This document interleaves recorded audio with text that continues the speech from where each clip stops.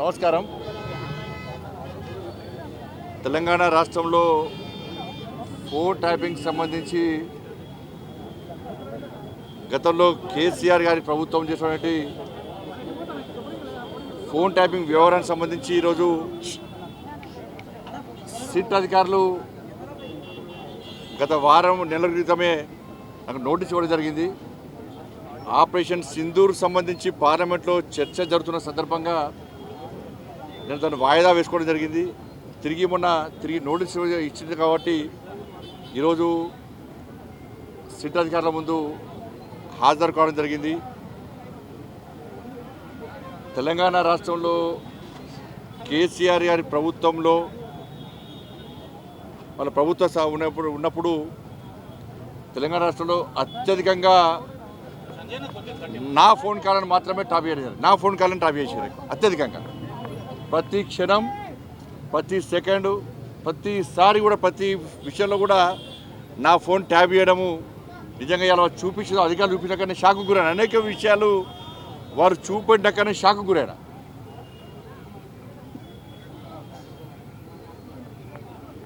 ఎంత నీచులు వీళ్ళంటే కేసీఆర్ కుటుంబము మావోయిస్టులకు సంబంధించి ఫోన్ ట్యాప్ చేయాలి. ఆ లిస్టులో మా పేర్లు పెట్టారు. మావోయిస్టు లిస్టులో మా పేర్లు పెట్టి మా ఫోన్ ట్యాప్ చేశారు. నాదే కాదు, అప్పుడు పిసిసి అధ్యక్షుడు ఉన్నటువంటి ఇప్పటి ముఖ్యమంత్రి రేవంత్ రెడ్డి గారి పేరు ఉంది. అలా కేసీఆర్ అల్లుడు హరీష్ రావు పేరు కూడా ఉంది. అలా వాళ్ళ ఫోన్ కూడా ట్యాప్ చేశారు. మొట్టమొదటిసారి అసలు ఫస్ట్ బాధితున్న నేను మొట్టమొదటిసారి ఫోన్ ట్యాపింగ్ వ్యవహారంలో ఫస్ట్ టైం స్టేట్మెంట్ ఇచ్చింది కూడా నేనే. నేను గతం నుంచి చెప్తున్నా, ఇది మూర్ఖత్వ ప్రభుత్వము. వీళ్ళకు వావి వరుసలు ఏంలో వీళ్ళకు. ఇవాళ మంచి పండుగ, ఇవాళ రేపు ప్రధానమైన పండుగ. బంధాలు అనుబంధాలకు సంబంధించినటువంటి ఇవాళ పండుగలు. ఇవాళ అమ్మవారి పండుగ అనేది వరలక్ష్మి శుక్రవారము, రేపు రాఖీ పండుగ. ఇవాళ ఇన్ని పండుగలైనా కూడా ఇవాళ వేలాది మంది ఇవాళ భారతీయ జనతా పార్టీ కార్యకర్తలు పండుగలు వదిలిపెట్టి తరలి వచ్చారు ఇవాళ. కానీ అప్పుడు కేసీఆర్ ప్రభుత్వంలో వావి వరుస లేవు. వాళ్ళకు తల్లి లేదు, నా తండ్రి లేడు, నా అక్క లేదు, నా చెల్లి లేదు. వాళ్ళకు నా కుటుంబ సభ్యుల ఫోన్లు ట్యాప్ చేసారు. నా ఫోను, నా కుటుంబ సభ్యులది, మా సిబ్బందిది, లాస్ట్కు మా ఇంట్లో పనిచేసే వర్కర్లు కూడా. మాది పక్క పెట్టు, సొంత కేసీఆర్ బిడ్డ కూడా ఫోన్ ట్యాప్ చేశారు. కేసీఆర్ అల్లుని కూడా చేసారు. వీళ్ళని ఏమనాలో తెలంగాణ సమాజం ఆలోచించాలి. అధికారులు నా దగ్గర సమాచారం, నేను నిన్న కానీ మొన్న కానీ చాలామంది మాజీ అధికారులతో మాట్లాడినా, నా దగ్గర ఉన్నటువంటి ఆధారాలు కానీ నాకున్న సమాచారాన్ని కానీ పూర్తిగా వాళ్ళకు రిపోర్ట్ ఇవ్వడం జరిగింది. వాళ్ళు చెప్తున్న విషయాలు ఇంటుంటే ఎంత ఆశ్చర్యం అనిపించిందంటే, ఇంత ఘోరమైనటువంటి పరిస్థితి ఇది. వాళ్ళు చెప్పే విషయాలు ఇంటుంటే నేను ఎప్పుడు ఆందోళన చేసినప్పుడు కూడా, రాష్ట్ర అధ్యక్షుడు ఉన్నప్పుడు పాదయాత్ర చేసినప్పుడు కానీ, ఏదైనా ప్రొటెస్ట్ ప్రోగ్రామ్ పోతున్నామంటే ముందే పోలీసులు వస్తారు. వెంటనే మా సిబ్బంది ఫోన్ చేయడము, ఎటు పోతున్నారు, ఇవాళ ప్రోగ్రామ్ ఎక్కడా, మీరు ప్రొటెస్ట్ చేద్దాం అనుకుంటున్నారు కదా, ఆ ప్రోగ్రామ్ ఎక్కడా, ఏడే చేస్తున్నారు అని చెప్పించి ముందే అడిగే ప్రయత్నం చేస్తే చాలా సందర్భాల్లో అనుమానాలు వచ్చినాయి.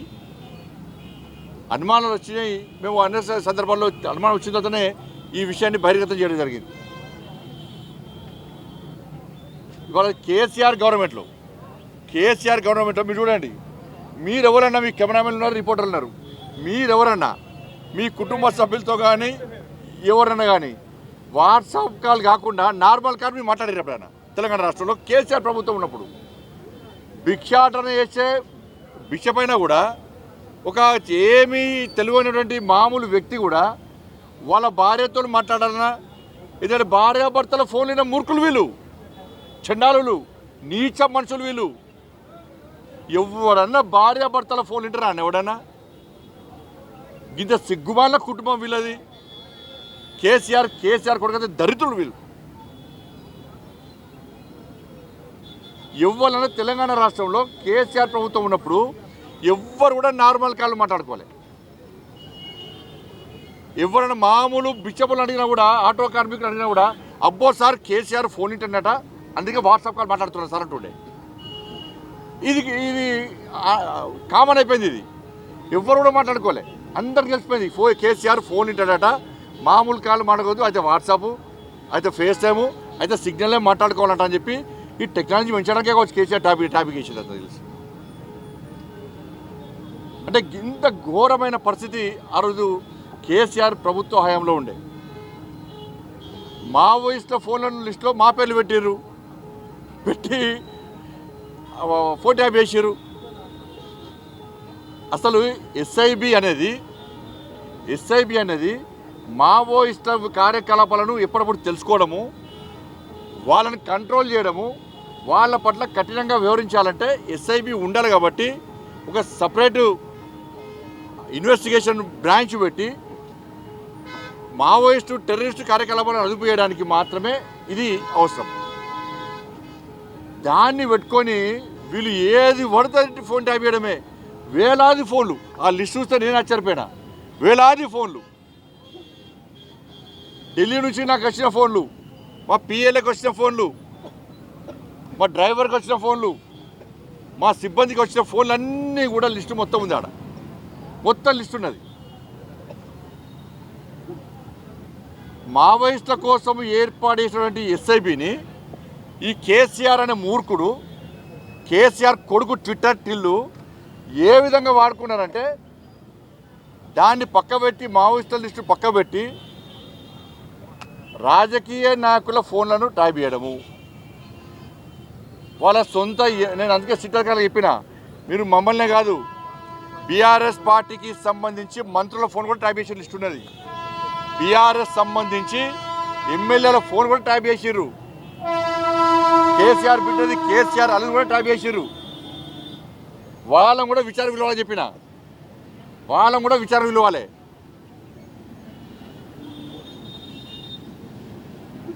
కాబట్టి ఇవన్నీ ఎస్ఐబి అనేది దీనికోసం ప్రారంభించబడింది. ఇవాళ ఆ ఎస్ఐబిని ఈ కేసీఆర్ అనే మూర్ఖుడు, కేసీఆర్ కొడుకు వాళ్ళ సొంత లావాదేవీల కోసము, సొంత అవసరాల కోసము దాన్ని ఒక అడ్డాగా మార్చిండు.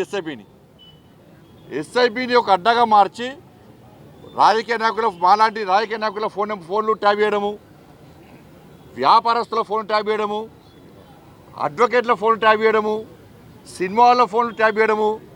ఇంతకంటే ఘోరమైన ఇంకోటి, ఉస్మానియా యూనివర్సిటీకి సంబంధించి ప్రొఫెసర్ల ఫోన్ కూడా ట్యాప్ చేశారు. ప్రొఫెసర్లది వాళ్ళ కూడా స్టేట్మెంట్ రికార్డ్ చేశారు. వాళ్ళ స్టేట్మెంట్ రికార్డ్ చేశారు వీళ్ళు. నేను గ్రూప్ 1 ఎగ్జామ్ సంబంధించి పేపర్ లీకేజ్ సంబంధించి ఫైట్ చేస్తుంటే ఆ రోజు అరెస్ట్ చేశాను. నేను ముందుగానే పోలీసులు మా ఇంటికి వచ్చి నువ్వు పోతున్నావు అని చెప్పండి. నీకెట్లా చూస్తుంటే సమాధానం లేదు. ఇక ఇంతకంటే ఘోరం ఇంకో అసలు విషయం ఏంటంటే, ఇంకా ఆశ్చర్యకరమైన విషయం ఏంటంటే, టీఎస్పీఎస్సీ పేపర్ లీకేజ్ కేసును విచారిస్తున్న జడ్జి ఫోన్ కూడా ట్యాప్ చేశారు. హైకోర్టు జడ్జి ఫోన్ కూడా ట్యాప్ చేశారు వీళ్ళు. టీఎస్పీఎస్సీ పేపర్ లీకేజ్ విషయంలో విచారణ చేస్తున్న హైకోర్టు జడ్జి ఫోన్ కూడా, జడ్జి గారి ఫోన్ కూడా వీళ్ళు ట్యాప్ చేశారు. ఇప్పుడున్న ముఖ్యమంత్రి గారు కూడా ట్యాప్ చేశారు అప్పటికి. ఇది దీంతో పాటు అనేక లావాదేవీలకు సంబంధించి వీళ్ళు దీన్ని లబ్ధి పొందిన. అసలు ఈ ప్రభాకర్ రావు అంటోడు, ఈ రాధాకిషోర్ పెద్ద లఫంగాలు వీళ్ళిద్దరు, ఫాల్తుగాలు వీళ్ళిద్దరు. నేను ఈ భాష మాట్లాడుతూ నాకే సిగ్గు అనిపిస్తున్నది. వాళ్ళు చేసిన భాగవతం లోపల వాళ్ళు చెప్తుంటే, వీళ్ళను సమాజం క్షమించదు. వీళ్ళకు ఉరిశిక్ష చేస్తే ఒక్కసారి చచ్చిపోతారు. ఉరిశిక్ష ఏది వీళ్ళకు. వీడు క్షణం ఆ రోజు నేను కానీ, మా పార్టీ కార్యకర్తలు కానీ, మా నాయకులు కానీ, ఇతర పార్టీ నాయకులను ఎంత క్షోభకు గురి చేసారో ఈ ఫాల్తుగాళ్ళు ఇద్దరు. ఎంత క్షోభకు గురి చేసిరో వాళ్ళు చెప్తుంటే విషయాలు చెప్తుంటే నిజంగానే షాక్ గురైనా ఆశ్చర్యం అనిపించింది. గింత నీచులా వీళ్ళు, గింత ఫాల్తుగా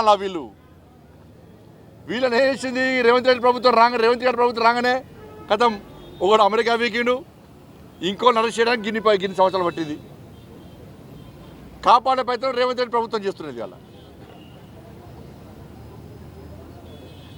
ఇవాళ ఈ ఎస్ఐబి ఏం చేసిందంటే, నేను మళ్ళీ చెప్తున్నా, కేవలం ఈ ఫోన్ ట్యాపింగ్ రాజకీయ నాయకుల యొక్క వ్యవహారాలు చేసుకోవడం, వాళ్ళని అడ్డుకునే ప్రయత్నం చేయడం అనుగొదొక్క ప్రయత్నం చేయడంతో పాటు చాలామంది వ్యాపారస్తుల ఫోన్లు కూడా ట్యాప్ చేసారు వీళ్ళు.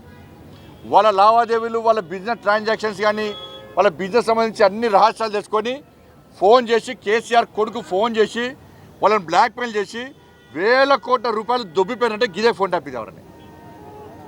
ఇలా నేను అడుగుతున్నా, ఇలా రేవంత్ రెడ్డి గారి ప్రభుత్వాన్ని కాంగ్రెస్ ఎగ్జాంపుల్ చెప్తాను, కాంగ్రెస్ పార్టీకి సంబంధించి ఖమ్మం ఎంపీ అభ్యర్థి దగ్గర 7 కోట్ల రూపాయలు పట్టుకున్నారు వీళ్ళు పోలీసు వాళ్ళు బీఆర్ఎస్ గవర్నమెంట్లో. ఏమైనా పైసలు 7 కోట్ల రూపాయలు. ఇట్లా చాలామంది కాంగ్రెస్ పార్టీ నాయకుల దగ్గర 100 కోట్ల రూపాయలు ఇవాళ మీరు సీజ్ చేసి పట్టుకున్నారు. ఏమైనా పైసలని, ఏ అకౌంట్లో పైసలని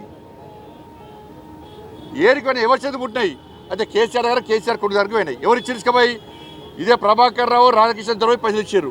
ఇవాళ 20 కోట్లు దొరికితే టీవీలో బ్రేకింగ్ వస్తుంది, 20 కోట్లు దొరికినాయి అని లీకేజ్ వీలేస్తారు. నెక్స్ట్ కేసీఆర్ కొడుకు ఫోన్ చేసిన వెంటనే ఆ 20 కోట్లు 2 కోట్లు అవుతాయి. ఆ 20 కోట్లు 2 కోట్లు అయితే 18 కోట్లు దొబ్బిపోతారు.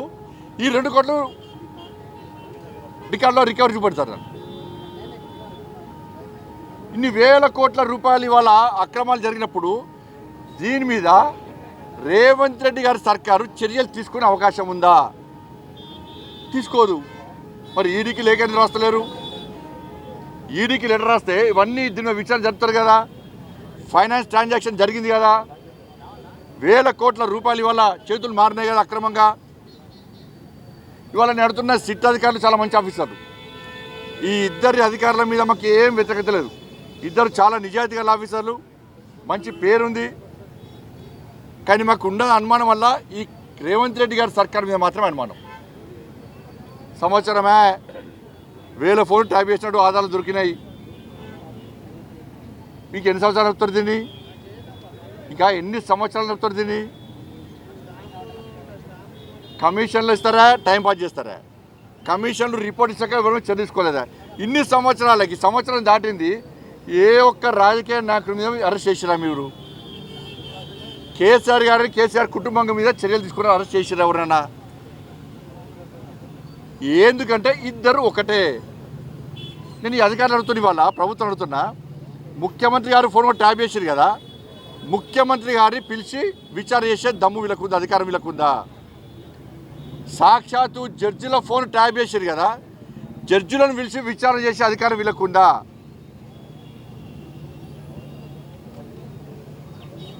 మరి ఏం ఎట్లా విచారణ చేయాలి? అందుకే సిబిఐకి ఇవ్వాలని మేము అంటున్నాం. మీరు సిబిఐకి ఇవ్వకుంటే ఇదంతా తూతు మంత్రము. ఇది మీ ఇద్దరి మధ్య జరిగిన అండర్స్టాండింగ్, బీఆర్ఎస్ కాంగ్రెస్ మధ్య జరిగిన అండర్స్టాండింగ్. ఒక్కొక్క స్కామ్కు ఆడ రేటు కుదురుతుంది ఢిల్లీలో. ఫస్ట్ ఫామ్ హౌస్ కేసు ఇన్ని కోట్లు తీసుకుపోయి ఢిల్లీలో మూటలా పైపుతున్నారు. ఫోర్ ట్రాఫిక్ కేసు ఢిల్లీలో మూటలా పైపుతున్నారు. కాళేశ్వరం కేసు మూటల పేపుతున్నారు. డ్రగ్స్ కేసు మూటల పేపుతున్నారు. ఈడ విచారణ చేస్తానని చెప్పి వీడంటున్నారు, కమిషన్లు వేస్తున్నారు. ఈ విచారణ పూర్తి కాకముందే కేసీఆర్ సార్ ఎవరు గెలవాలి, ఎక్కడ గెలవాలో కలుస్తున్నాడు. ఢిల్లీలో కాంగ్రెస్ పార్టీ నాయకులను 100 కోట్ల రూపాయలు మూటల పేపుతున్నారు. కాళేశ్వరము కేసీఆర్ కుటుంబానికి ఏ విధంగా ఏటీఎంగా మారిందో, ఈ కేసీఆర్ కుటుంబం చేసిన అవినీతి, కాంగ్రెస్ పార్టీ ప్రభుత్వం వేస్తున్న కమిషన్లు అన్నీ కూడా ఇలా కాంగ్రెస్ పార్టీకి, ఢిల్లీ నాయకత్వానికి ఒక ఏటీఎం లెక్క మారినాయి.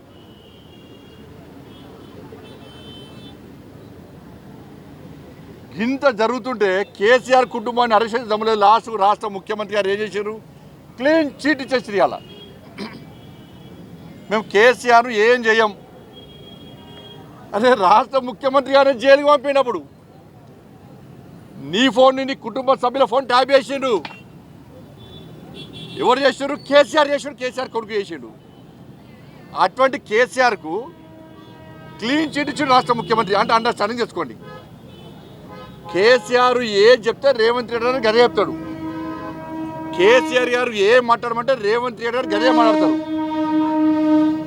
కేసీఆర్ గారి అభిప్రాయం ఏందో రేవంత్ రెడ్డి గారు గదే అభిప్రాయాన్ని బయట చెప్తాడు. వాళ్ళ కేసీఆర్ గారి మీద చర్యలు తీసుకోమని చెప్పి సాక్షాత్తు రాష్ట్ర ముఖ్యమంత్రి గారు క్లీన్ చీట్ ఇచ్చేసిండు. ఎవరు ముఖ్యమంత్రి గారికి చెప్తాను నేను, మీకు ఎవరిచ్చిన అధికారం అరెస్ట్ చేయని చెప్పడానికి? రాష్ట్ర ముఖ్యమంత్రి ఎవరు చెప్తే పోలీసు వాళ్ళు కోర్టు చెప్పాలి. అరెస్ట్ చేయాలన్నా వద్దా అనేది ముఖ్యమంత్రి అధికారం ఉందా? అంటే ఇప్పుడు ఏమైంది? అలా అధికారులు మీరు వేసినటువంటి కమిషన్ సంబంధించి ఈ సిట్ కమిషన్ కానీ ఇతర కమిషన్ అధికారులకు ఇండైరెక్ట్ రాష్ట్ర ముఖ్యమంత్రి గారు క్లీన్ చిట్ చేసి మీరు ఏం చేయకండి, మేము టైం పాస్ చేస్తున్నాం, మేము ఎవరిని అరెస్ట్ చేయము అని డైరెక్ట్గా రాష్ట్ర ముఖ్యమంత్రి గారు క్లీన్ చిట్ కేసీఆర్ కుటుంబానికి ఇచ్చేసేది. ఇక మరి ఎందుకు ఈ కమిషన్లు ఎందుకు, ఈ విచారణలు ఎందుకు, ఈ టైంపాస్ పాలిటిక్స్ ఎందుకు? తెలంగాణ సమాజం పిచ్చోళ్ళు అయింది మేము. తెలంగాణ సమాజం ఇన్ని రోజులు కాంగ్రెస్ పార్టీ చేసిందంతా వట్టిదని మొదటి నుంచి చెప్తున్నాం మేము. ఇద్దరి లోపాయకార ఒప్పందం ఉందని ఇద్దరు చెప్తూనే ఉన్నాము. నా ముఖ్యమంత్రి గారి మాటల్లో బయటపడ్డది. సంవత్సరమే ఒక్క కేసీఆర్ కుటుంబం ఎవరు అరెస్ట్ చేసినారు? ఎవరైనా ఒక్క రాజకీయాన్ని అక్కడ అరెస్ట్ చేసిరా? కాబట్టి అందుకే మేము మళ్ళీ డిమాండ్ చేస్తున్నాం, మీతో కాదు. ఆల్రెడీ మా రాష్ట్ర అధ్యక్షుడు రామచంద్ర గారు గత అంతకుముందే ఈ కేసును సిబిఐకి ఇవ్వాలని చెప్పి హైకోర్టులో పిటిషన్ వేయడం జరిగింది. మా మొదటి నుంచి కూడా కోరుతున్నాం మేము. ఈ ప్రభుత్వం మీద నమ్మకం లేదు, ఈ సిట్కు జడ్జిలను పిలిచే అధికారం లేదు, రాష్ట్ర ముఖ్యమంత్రి గారిని ఇతను పిలిచే అధికారం లేదు. ఇవాళ వేల కోట్ల రూపాయలు లావాదేవీలు స్కామ్ జరిగింది ఫోన్ ట్యాపింగ్ ద్వారా, వాటి మీద విచారణ చేసే అధికారం వీళ్ళకి లేదు. కాబట్టి దీన్ని సిబిఐకి ఇవ్వాలని చెప్పి మేము న్యాయమైన డిమాండ్ చేస్తున్నాం. సిబిఐకి ఇవ్వడంలో మీకున్న అభ్యంతరమే ఏంది?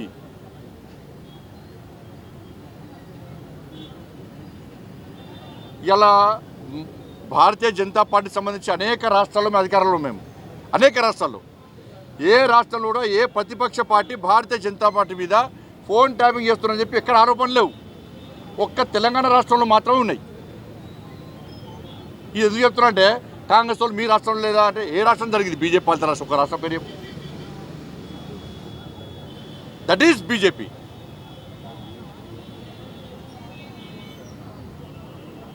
దయచేసి వీటి మీద మాకు నమ్మకం లేదు. అధికారుల మీద ప్రభుత్వం ఒత్తిడి తీసుకొస్తుంది. నేను ముఖ్యమంత్రి గారు మాట్లాడిన తర్వాత తెలంగాణ సమాజానికి పూర్తి అర్థమైపోయింది, బీఆర్ఎస్ కాంగ్రెస్ ఒక్కటే. వీళ్ళు ఏం చర్చించుకోరు. వాళ్ళు గతంలో దోసుకున్నారు, వీళ్ళు ఇప్పుడు దోసుకోవడానికి పోటీ పడుతున్నారు. కాబట్టి వీళ్ళ మీద వాళ్ళు విచారణ జరపరు, వాళ్ళ మీద వీళ్ళు విచారణ జరపరు. కాబట్టి సిబిఐకి అని చెప్పి భారతీయ జనతా పార్టీ డిమాండ్ చేస్తున్నది.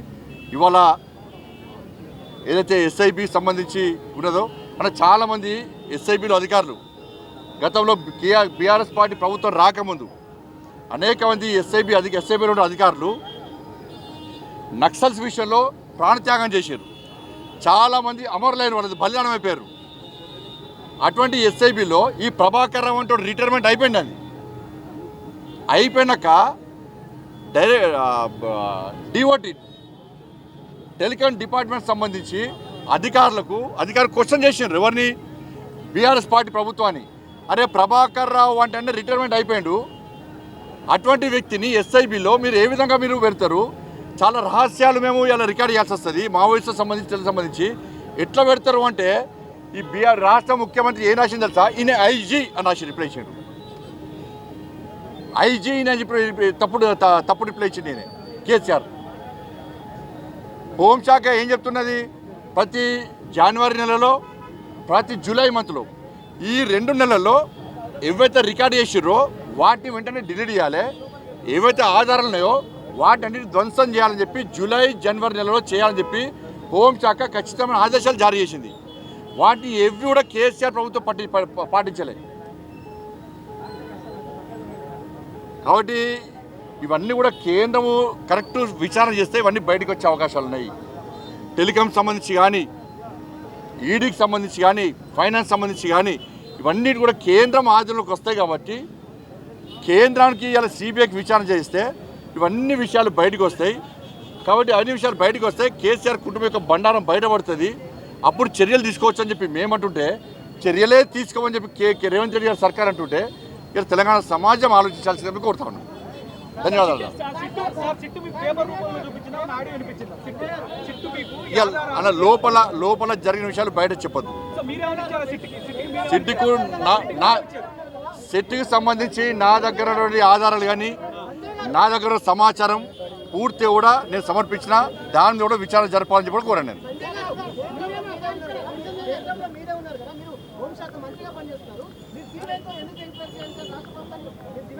అన్న కేసీఆర్ గవర్నమెంట్లో సిబిఐని తెలంగాణకు రానియమని చెప్పి ఒక జీవో ఇష్యూ చేసి తెలుసా మీకు అది? కాబట్టి డైరెక్ట్గా సిబిఐ తెలంగాణకు వచ్చే అవకాశం లేదు. అది రాష్ట్ర క్యాబినెట్, రాష్ట్ర ముఖ్యమంత్రి గారు కోరాలి సిబిఐ విచారణ జరపాలని చెప్పి. లేకుంటే కోర్టు అనుమతి ఇవ్వాలి. లేకుంటే గింతసేపు అన్న సంవత్సరం చూద్దామా మేము తీసుకుపోయి గొరవర గుంజుకపోయి ఒక్కొక్క కేసీఆర్ కుటుంబం అందరూ లోపడతాం మేము.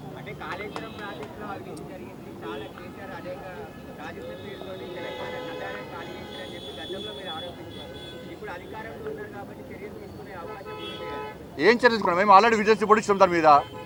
రాష్ట్ర ప్రభుత్వం చర్యలు తీసుకోవాలి. ఏం చేస్తుంది రాష్ట్ర ప్రభుత్వము? మళ్ళీ అసెంబ్లీ పెడతారు. అసెంబ్లీ ఎందుకు పెట్టాలి? క్యాబినెట్లో మీరు చర్చించారు, అసెంబ్లీ ఎందుకు పెట్టాలి? మళ్ళీ వీరు వాళ్ళు అనుకుంటారు, తనుకొని చేస్తారు, మళ్ళీ సినిమా చూపడతారు, మళ్ళీ సంవత్సరం టైంపాస్. మళ్ళీ ఢిల్లీ పోతాడు, మళ్ళీ 3 రోజులు వెళ్తారు, వచ్చేస్తారు. అన్న ఇప్పుడు గిన్ని ఆరోపణలు రాష్ట్ర ముఖ్యమంత్రి గారు ఇప్పుడున్న రేవంత్ రెడ్డి గారు ఆయన అధికారం లేనప్పుడు ఏమన్నాడు? మేము అధికారంలోకి వచ్చిన వెంటనే డ్రగ్స్ కేసు బయటకు తీస్తాం, ఫామ్ హౌస్ కేసు బయటకు తీస్తాం, ఫోన్ ట్యాపింగ్ కేసు బయటకు తీస్తాం, కాళేశ్వరం కేసు బయటకు తీస్తాం, ఫార్ములా ఈ కేసు బయటకు తీస్తాం. ఇవన్నీ చెప్పే ఏమే సంవత్సరంన్నర ఒక్క కేసీఆర్ కుటుంబాన్ని ఒక్కరు అరెస్ట్ చేసినావా? పోనీ తెలంగాణ సమాజం మొత్తము అరెస్ట్ చేస్తారు కావచ్చు అని కళ్ళకు ఉత్తర్వులు చూస్తున్నారు. లాస్ట్కు ముఖ్యమంత్రి క్లీన్ చిట్ చేసేయండి. ఎక్కడి అరెస్ట్లుగా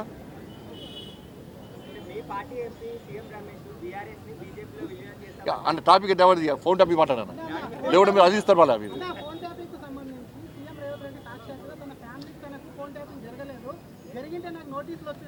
నేను వెళ్ళాను, నేను ఎక్కడ చూడలే, ముఖ్యమంత్రి గారు ఫోన్ ట్యాపింగ్ జరగలేదు, నాకు జరగలేదు అన్న విషయం నాకు ఇప్పుడు చూడలేదు. నేను ముఖ్యమంత్రి గారు ఫోన్ ట్యాపింగ్ జరిగి చాలా సందర్భంలో చెప్పిండు, అధికారులు కూడా రికార్డు ఉన్నది. ముఖ్యమంత్రి గారికి పక్కా నోటీసులు ఇవ్వాలి వీళ్ళు. నేను మళ్ళీ చెప్తున్నా, ముఖ్యమంత్రి గారికి కూడా నోటీసులు ఇవ్వాలి, ముఖ్యమంత్రి గారు కూడా వచ్చి సమాధానం చెప్పాలి, 100% చెప్పాలి ముఖ్యమంత్రి గారు.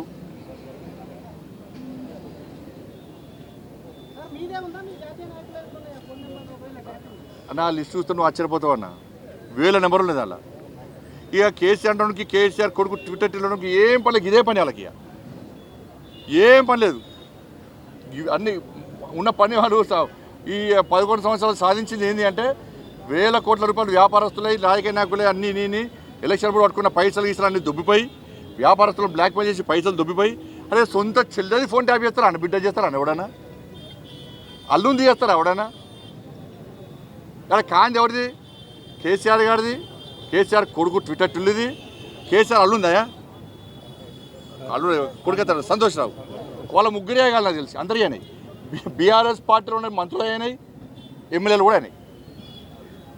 బీఆర్ఎస్ పార్టీలో ఎమ్మెల్యేలు కూడా అసలు హరీష్ రావు గారు ఒక సంవత్సరం ఫోన్ వాళ్ళే, ఇప్పుడు చెప్తున్నారు వాళ్ళు సంవత్సరం ఫోన్ వాళ్ళే భయానికే.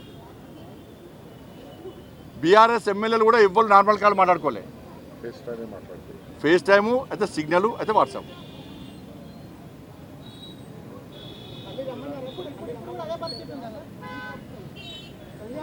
ఇప్పుడు మాకే తెలుస్తుంది, మీకే తెలుస్తుంది ఎక్కువ. మళ్ళీ రమ్మంటే మళ్ళీ వస్తా. నేను విచారణకు నేను కేంద్ర మంత్రిగా రాలేదు, ఒక సాధారణ పౌరునిగా నా బాధ్యత ఉంది. కాబట్టి ముఖ్యంగా నేను సఫర్ అయినా, మా పార్టీ కార్యకర్తలు సఫర్ అయ్యారు, మా నాయకుడు సఫర్ అయ్యారు, ఆ రోజు కాంగ్రెస్ పార్టీ లేదు. ఆ రోజు బీఆర్ఎస్ పార్టీని కేసీఆర్ మెడల్ వంచింది భారతీయ జనతా పార్టీ.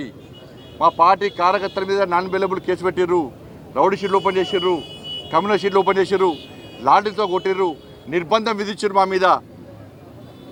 అప్పుడు సఫర్ అయింది మేమే, కాంగ్రెస్ పార్టీ కాదు. మేము సఫర్ అయినాం. కాంగ్రెస్ పార్టీలో ఒక రేవంత్ రెడ్డి గారు మాత్రమే సఫర్ అయ్యారు.